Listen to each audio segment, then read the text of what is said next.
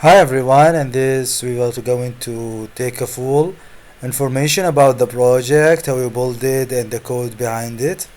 So what we are going to build in this tutorial, or what we are going to focus on this tutorial, is the main block for dealing with videos in PyTorch, especially when we're using conv2d followed by LSTM, this kind of architecture that is widely being used in event-based or action recognition models.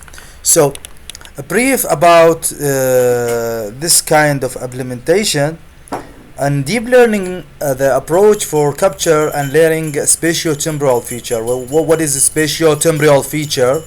Spatiotemporal feature is the event. So where we have the event in video. So where we have a spatial, which is the visual information in one frame, in one image, and the temporal is the relationship between a frame after frame. So we cannot judge any event or action recognition models. We cannot do any action recognition without judging the relation between the previous and the forward frames. So and our example here was the violence detection, how we can distinguish the violence and non-violence videos. Of course, we could use this implementation or any other implementation for different data sets than I use. But firstly, let's talk about the approaches that is used and widely used in deep learning. I want to put in your mind these approaches that I do. You could implement inside it an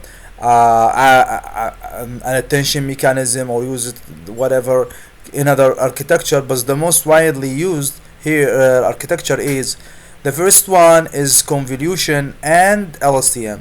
I mean by CNN and LSTM, I mean that there is a layers contain a convolution layer and popularly and most widely used is a pre-trained conv based layer like Vision and ResNet and something like this, then followed by LSTM. So in this architecture we are using the convolution to detect the spatial feature. Then this spatial feature that's been detected by convolutions will be forwarded to the LSTM, feed to the LSTM. So LSTM will study the relation between each frame. So it will give us the temporal features. This approach is a very good when we have say a low hardware resources, low memory, low GPU. Also, if we have a small data set, we cannot train a full model from scratch. So we really need a pre-trained model such as VIG19, ResNet, and other pre-trained model. The another approach is a convolution neural 3D. It's a conv 3D, which is an approach that is or it is a dedicated or special type of convolution which is dedicated for such kind of tasks where it could learn the spatiotemporal feature at once, and it is auto perform the first method we're talking about. Now the another approach, there is a such kind of there is a convolution type called convolution long short-term memory, conv LSTM, where there is this is an extended LSTM model that have a convolution structure. So also this can capture the spatiotemporal correlations. Now we have a small data set. Also we have low GPU capability. Also we want to tackle a real problem, since if we're doing conv LSTM or convolution 3D, we will not face any problem, any coding challenge inside it. So the approach using convolution and LSTM followed by LSTM needs some work from us. Where this is the work that is being used is that the actual work is that the convolution 2D is able to read the color channels, the height and width. It's able to only deal with the images. It cannot work with the videos, and since it is the first module or the first layers that will read the inputs, it has to deal with the frames. It has to deal with a shape that contain frames, color channels, height and width. To do so, in TensorFlow, Keras have a nice warper called the time distributed warper. While in PyTorch there is no such things, but PyTorch is actually give us a freedom in making any custom layers, customizing in everything and everywhere, and you could do a very advanced architecture in it. So here is the main block that we will go to in this tutorial, or the thing that you will go on to learn. But before this, I want to make sure that you have these prerequisites. Firstly, it is an intermediate level tutorial in PyTorch, so I expect from you that you could create a class for a module in PyTorch. You could train it in the loop, you can evaluate model, things like this, because I'm not going to explain how you put in the model in a training loop or something like this, because this is not for beginners. Also, you must have installed a PyTorch OpenCV and Pandas. This is the package. Also, I want you to know that I've combined these three data sets, which is a benchmarking and widely used data set used in research. So I downloaded them and combining them in one large data set to train the model on it. So if you like to train your model using the same approach, just download these three data sets and combine it at once. Now what you will go on to learn actually is first that how we could reading the video data. Actually we will building a custom video dataset loader. Now the second thing we want to do is to understand the transfer learning and do it the right way, because since we are going to use a convolution 2D approach, a pre-trained one, I just want to share with you some approaches in doing the transfer learning properly. Now doing such things will lead us to the warper, the main thing, the main part, and the one that we tackle a very good point that we are going to do here. I want to tell you that if you're searching for time distribution warper in Google and PyTorch, you will find there is no correct solution, or those that who given some solution not giving a concurrent example for it. So this tutorial maybe will point you to the best approach to do such things. Also, I like to do my code to be clean and nice, and I like to do a sequential based model in PyTorch, not a class based. So building this one using LSTM have some problem in the data that is being returned. So we have to make a class that could return only the last layer from the LSTM. This is not hard, but I found that also this thing is not a common in use, and there is some people that were asking for help doing things like this, and I have answered some of them in Stack Overflow. So now let's go to the point. The first thing, how we could building a custom data loader for videos. With PyTorch, there is a dataset class, which is a very beautiful class. You don't have to do a hard work in here. Actually, what you're going to do is you extend this dataset class. You have to do a couple of things. The first thing is that the class have a method called len, where you will return the length of your data. So if you have 10 item, 100 item, or something like this, there must be a code that returns the length of the data. If you have it as a numpy array or a pandas data frame or whatever, you must return its length to the to this method. Okay, the get item is the way that you will return the tensors, your tensors. I do it actually as a dictionary that point us to the video and the label, and both of them, okay, you must convert it to tensors. Okay, now you could extend more and do transformation, but I actually will go you through one by one. I just want to let you know that you have some approaches here. Okay, let's read the code and let's see what we are going to do. Now In my code, what I have a pandas data frame, and I have the shape of the data, so I could change it. I want to make this class useful for any kind of data, not only, or any kind of model, not only use it in this tutorial. So the time step, which is the number of frame that I will be reading from the videos. The colors channel, if I want it to be RGB, so it have to be 3. The height and the width. Okay, these things is just in the initiation of this class.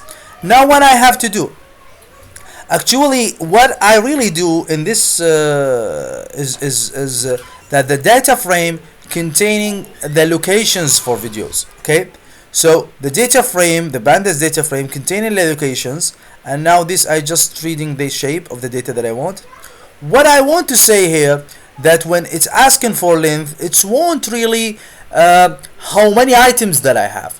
So I just returning length of this data frame. So if it's have 100, 400, 10,000, it will return this number. Now get item, what I doing in get item is actually the following. Since I have the location, I don't have to store the location all around. This will work. This will work. The data frame will come in here. Then we will do the following. When the get item being called, or actually it is the main things here. The first thing is happen is that I want to make sure that everything is tensor and everything working correct, and because I'm going to make the work on the GPU, so then I have to read the desired location. I want to read the file from it, and I give actually this function I will describe it below. Now this function will read the file from the location and will reshape it with this one, and also with this shape, and also will normalize it. So this will be a numpy array. Now our final output will be the video as a dictionary that's containing the numpy array and the label, which is actually stored inside the data frame. Also we convert it to PyTorch tensor.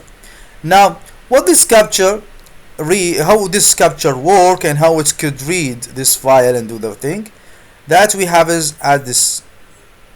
First thing what I doing is actually is that I have the file name. I create an empty array. Now also I create a frame with the zeros. This is a frame with zeros with the shape of time step RGB HW. Now what I will do is I will replace these with the information that I got, because I will have an array that is with the shape of time steps and RGB and height and width, but I will replace each item, each time step, each frame with a desired location. How I do this thing? I use OpenCV to read the file. I make sure the file is being reading good, and sometimes if it is get out of the loop or something like this, I have to do the following. The first thing is that actually what I am doing with the resize. In resize, I am doing the following. I want to make sure that the video, the image itself, the image is height, width, and RGB, the color channels. Now this frame is the input to the resize, which is using from scikit image transform. This is the library I'm telling you, from scikit image transform import resize. Now I input the frame, and I change it to the height, width, and RGB. Now what I do actually, make sure the correct and the proper way, and I also want the final shape to be RGB height width, so I change it. Now what I am doing is actually here, if it is not normalized, what the meaning by normalization? The normalization is that we have the data in the array from 0 to 1. A float numbers from 0 to 1 will help our neural network to work efficiently, and that's what we are doing, is a normalization. Now what I do, the main work in the while, is how many I have. What is the I here?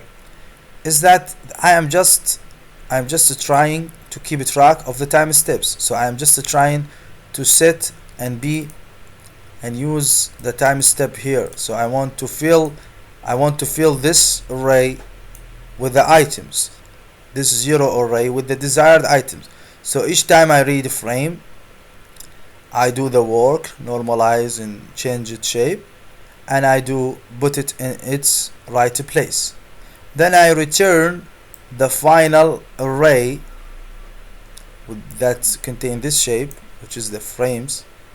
I return it. So now this video is a video that contain this shape, normalized and with the proper dimension, which is an NumPy, and then we change it to TensorFlow. So this is how we doing reading and normalizing, and this is how we deal with videos.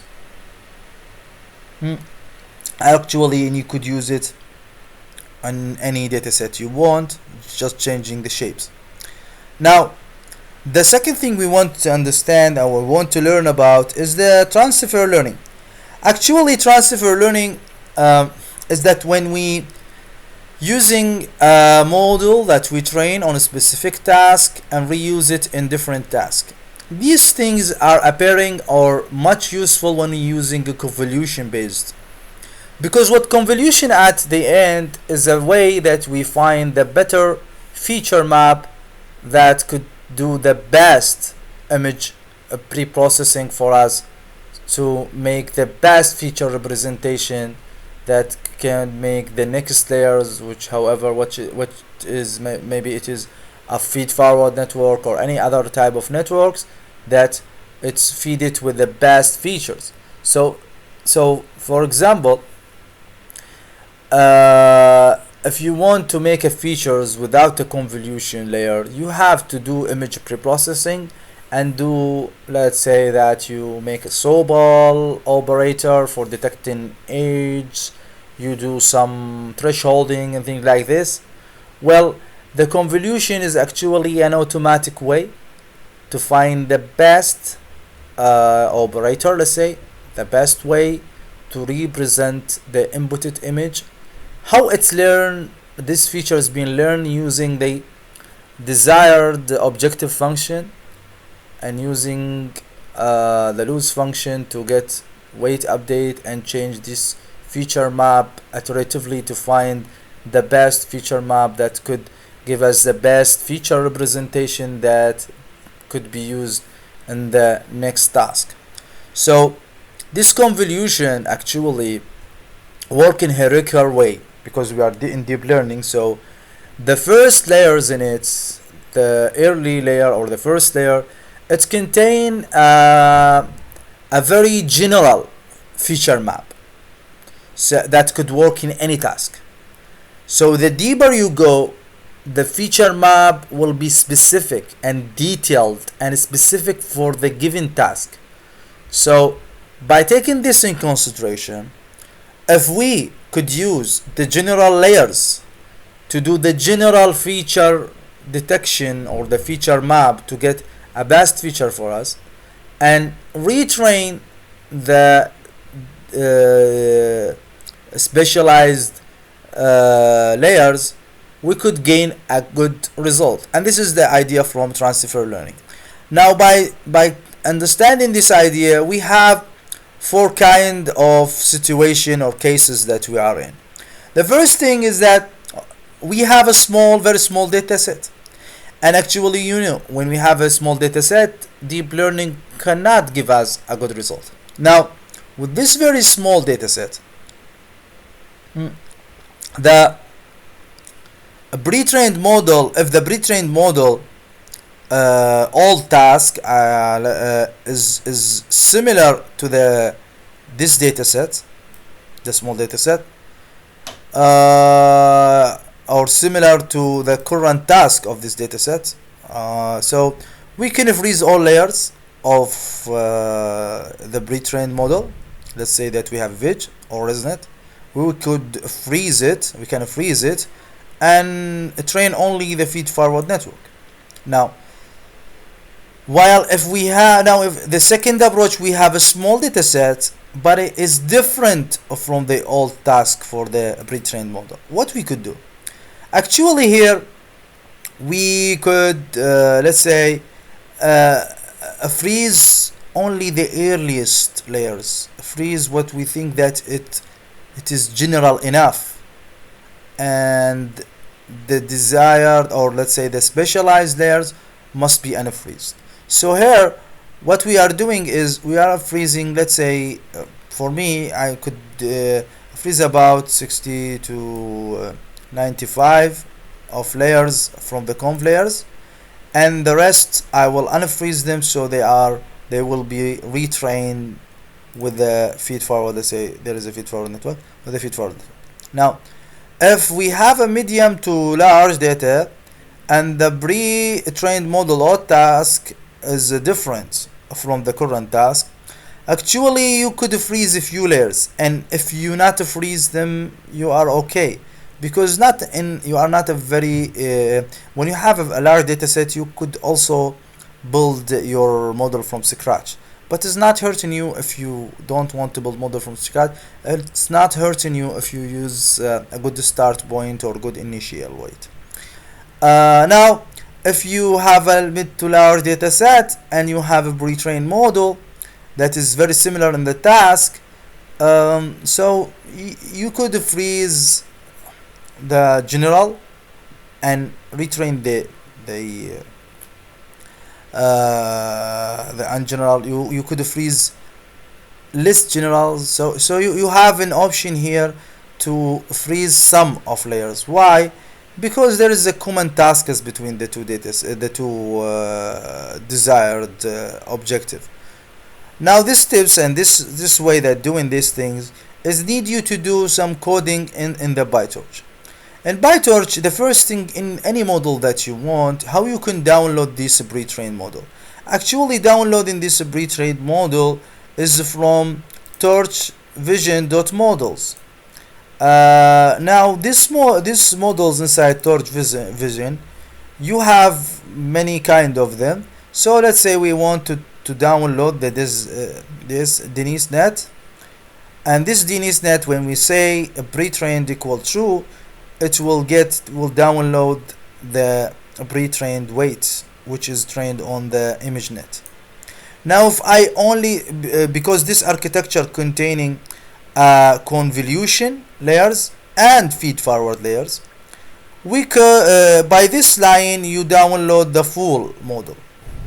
Now, if I want to just only get the convolution layer, I don't want this one, and I always change this one, I could say dot features, and this is the good for me.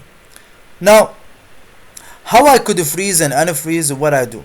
Some models have name on the block or layers, and some not. So for those models that have a names, the first thing how you could know that it has a name for layers or block, you just print the model. You can just print in the model. It will show you its architecture, and then what I do is actually if I have a name for the model, or this net have a 4 blocks, I will say 4 parameters in model.denise block 1 parameter dot require grad false. Here what I doing is freeze it, so I make it untrainable. I could do the same for Denise block 2, Denise block 3, and I could make Denise block 4 equal true, so I will make it trainable. While the default behavior, all the layers is trainable, so when I'm doing these things it will turn off the default behavior.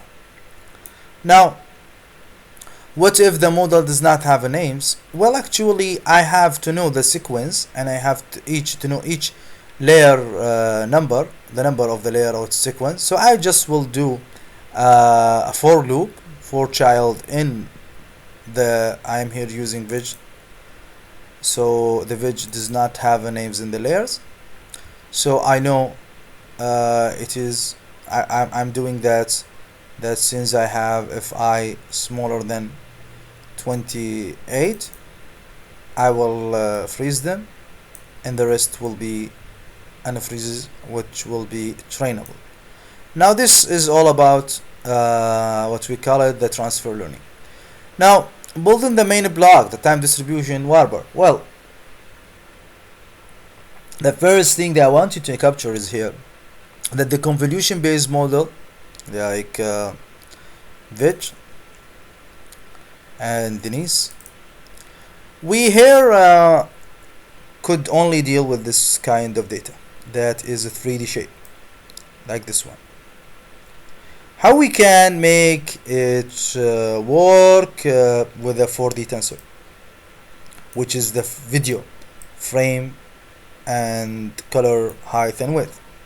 And also, since we are just doing here a spatial learning, we wanted to feed it to the LSTM to learn the temporal feature. Now to do so, there is an idea. The first thing is that what we could use is we are changing the matrix instead of it being the batch size, time frames, and the size of the image. We will multiply this one by changing this, changing the size. We will make a different matrix, so we will stack them. Now by doing so, we could use this as the following: giving this a new shape matrix to be inside the base model, which is, let's say, Veg 19.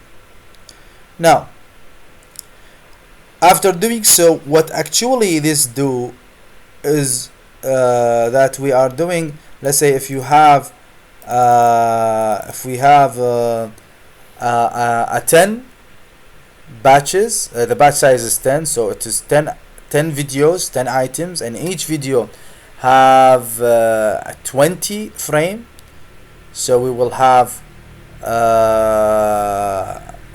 about 200 item being entered inside this one. Now we will flatten the output from this. What I mean by flatten it, I will squeeze in the shape. What I will do next is that I make sure that I get the following shape. What this shape? By returning into this shape, by returning the shape to this one, we will make sure that we get the probable batch size and the probable time step, and then the output size. Why? Because time step represent the frames. Now by doing so, we enter frame by frame to the convolution, and here we return it to the 10 batches, and we will have the desired items, so the LSTM could read them one by one.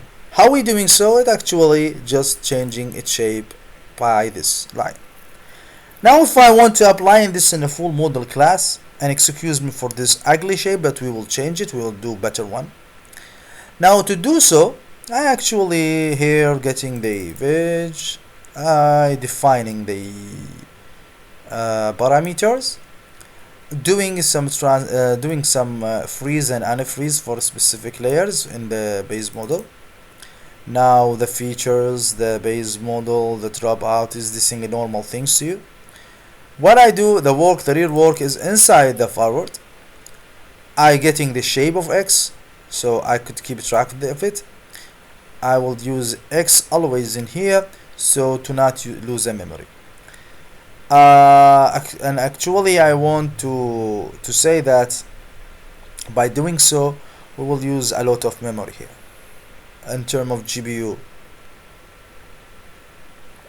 because the matrix will be larger. Now we changing the shape of matrix, we enter it in the convolution based model. Now maybe some of you will ask that you said that the convolution accept RGB height and width. Yes, but it will do its calculation based on the batch size. So instead of giving it 10 images as a batch size, I will give it the 10 items, which all of them is videos, and each video is 20 frames. So I will open the matrix and it will be 200 item. That's it. That could be, you could reimagine it as a new batch size. Now by doing so and rechanging the shapes, we are able to feed it inside the recurrent neural network, and also completing our normal work and get the final output.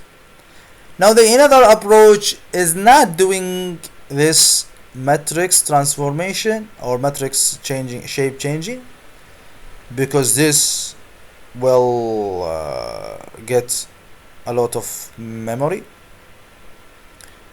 We will do a for loop.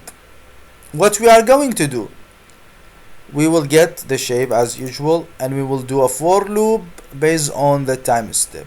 We will, in each time step, we will entering the frame, one frame at a time, and the conv base model. Then we will change in its shape, flatten it, and get the output. After the loop is end, we will get the final, which is batch size or samples number, and time step and output, final output size. To do this in code, you could see this is just the parameters and model definition. Here what we are doing, we loop over the items one frame at a time, and we use it, we take the final output with this shape. This is the important thing, and then we could use the RNN and work correctly. Now all of this is ugly code, I don't like it. I want to make something portable, so we make a class, normal class based on model. What I want to do, get my parameter, get which method I want. I want to use both method. If I tell the class I want the for method, it will use this one. If I wanted to say this, I want to use the first method, it will use this one. So now I wanted to pass the method also to this class. Now what is do in the forward, it will actually do the work, read the shape, check if we want the loop method, we will do it here. If not, we will do this one. Now if I want to use this class with the conv base model, in sequential, the code will be like this. I will get my base model, I will make my base model as an input to the time warp, which will be a layer inside the sequential.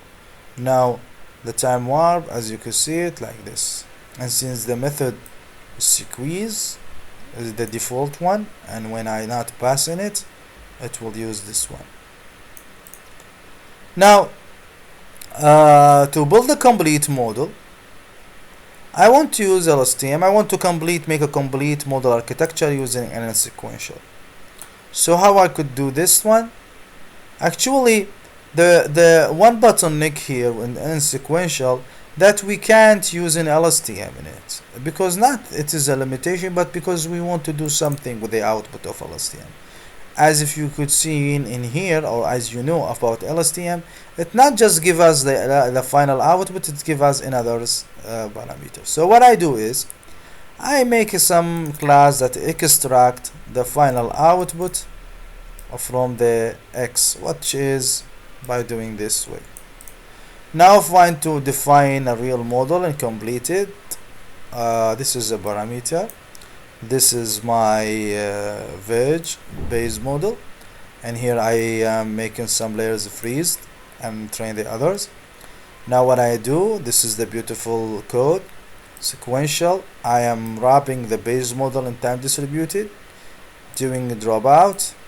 Now given it to the LSTM, the output of LSTM will go to the extract cell, last cell, and its output will go to the linear layer, relu, dropout, and now we do a linear with the desired class number. And that's it for the definition. Now if we want to check the work in term of I mean that this block you could use it in training your own model, because we assume that you are intermediate level and you know how to train, how to loop, or evaluate. Now I make a complete model, I train it, and I sharing with you the weight and the code for the, it is a REST API based on Flask Python. You could go here to this URL. Also I'm sharing with you the client. The client is let's checking the code if we want. Now let's check the code. What actually happened? This is the client. The client is just reading and giving some information. This is just dumb information. I'm just reading the file and going to the API and sending my request and returning the output. What actually happened is here, this is the interface for the API. What I'm doing, I'm shipping the model to the device, which is Coda, if it's available. I am building a Flask base API.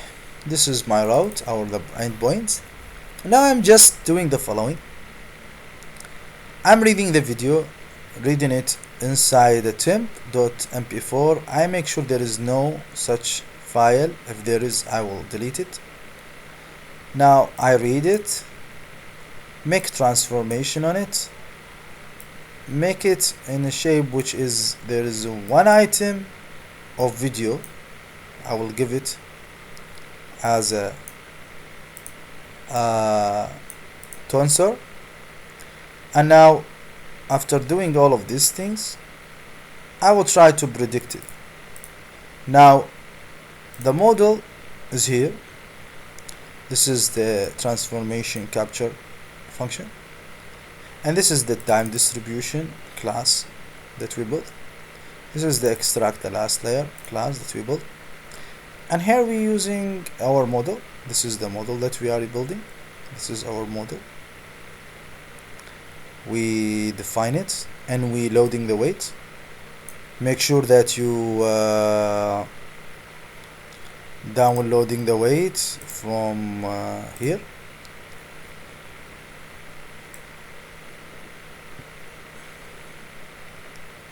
So you make sure that you downloading the weight as we're saying, and I believe yes, here this is the URL for the weight.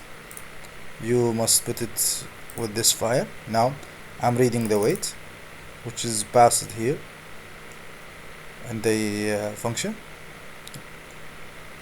Now the predict what is actually doing, getting the output from the model, then get it in the sigmoid function, doing the calculation, know how much it's between.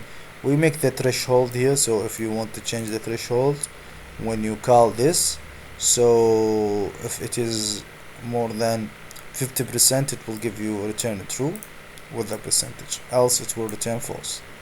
And that's it, there is nothing more. This is just a trained model, and you could use it, or you can using this block to train your own model for it.